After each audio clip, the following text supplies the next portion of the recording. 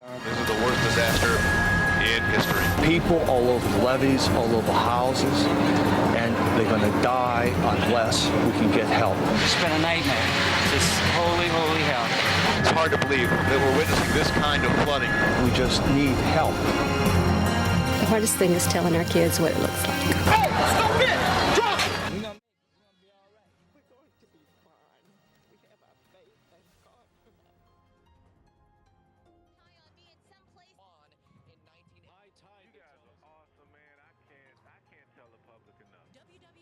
Sociologists do not study disaster as most people typically think of the word. Disasters are studied by seismologists in the case of earthquakes, hydrologists in the case of floods, meteorologists in the case of hurricanes and tornadoes, and so on. These forces of nature are of no concern to sociologists. In addition, psychologists study how individuals deal with and react to traumatic events in their lives on an individual level. Sociologists don't typically study this either. By definition, sociologists focus on the group. Sociologists are concerned with the ways in which social factors influence and motivate individual behavior. Sociologists that study disaster focus on the ways in which social groups are disrupted by a disaster and how norms and daily behavior are reestablished after such an event. A sociological model of disaster looks something like this. First, we have the social structure that's in place prior to the event. This is the status quo, and we know that sociologists study this extensively. Then we have what we might call the precipitating event. Now, this event is typically what most people refer to as the disaster, for example, the hurricane, flood, tornado, etc. But for the sociology of disaster, the disruption is caused by the precipitating event, and that is what is of concern. So the next phase is the disruption. This is the actual disaster event for sociologists. So for example, the meteorologist studying a hurricane, they're studying here in this model the precipitating event. That's the hurricane.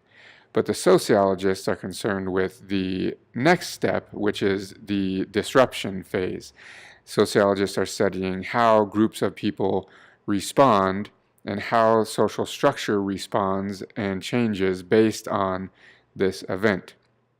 And then the last phase would be the adjusted social structure. So after the disruption begins to be dealt with by the communities of people, what is the new social structure like? How are norms reinstituted in that society? How do they begin to function in ways that can provide them with what they need to survive and return to a sense of normalcy in society? Sociologists measure and analyze disaster differently than many other researchers as well. For example, the most common statistic related to disasters is usually deaths or property damage. So as an example, Hurricane Katrina resulted in 1,836 deaths and $125 billion worth of property damage. However, these two numbers don't at all provide a picture of how vast the social disruption of the event actually was. Lives lost and property destroyed aren't adequate ways to determine the social aspects of a disaster.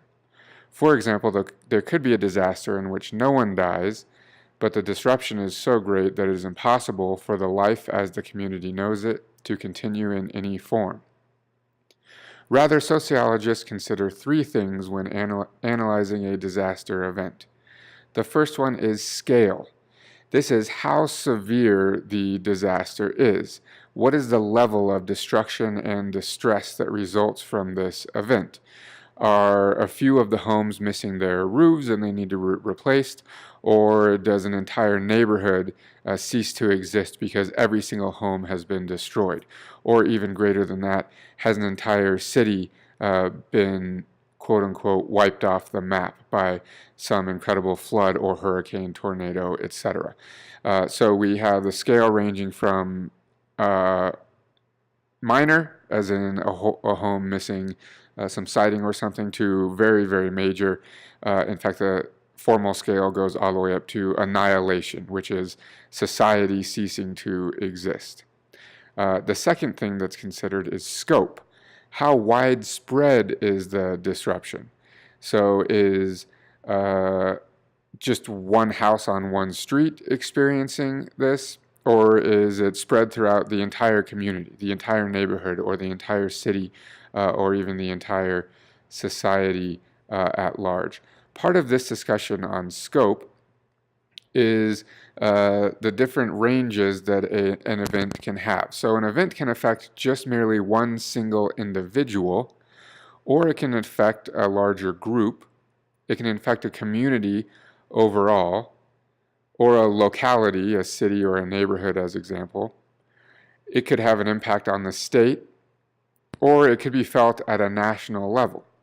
It's important for us to understand too, from a sociological perspective, that the disaster itself doesn't actually have to be national in order for it to have a larger impact. As an example, Hurricane Katrina was only experienced in New Orleans and the outlying areas, but at a both state and national level, it was impacted due to resources and funding that had to be funneled into that area to provide aid for the residents there that were impacted.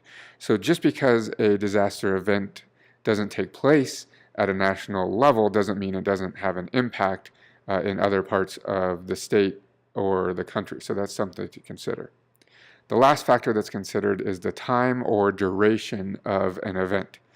So the greater scope and scale, usually the more likely more time will be needed to correct the disruption.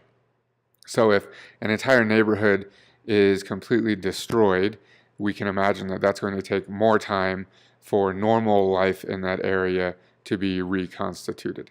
Whereas if one house happens to be affected, typically that family can find a different place to stay until their house is repaired or until they can resume some type of normalcy in their individual lives. But that doesn't usually take as long as if multiple or hundreds or even thousands or tens of thousands of families are impacted by some disaster event.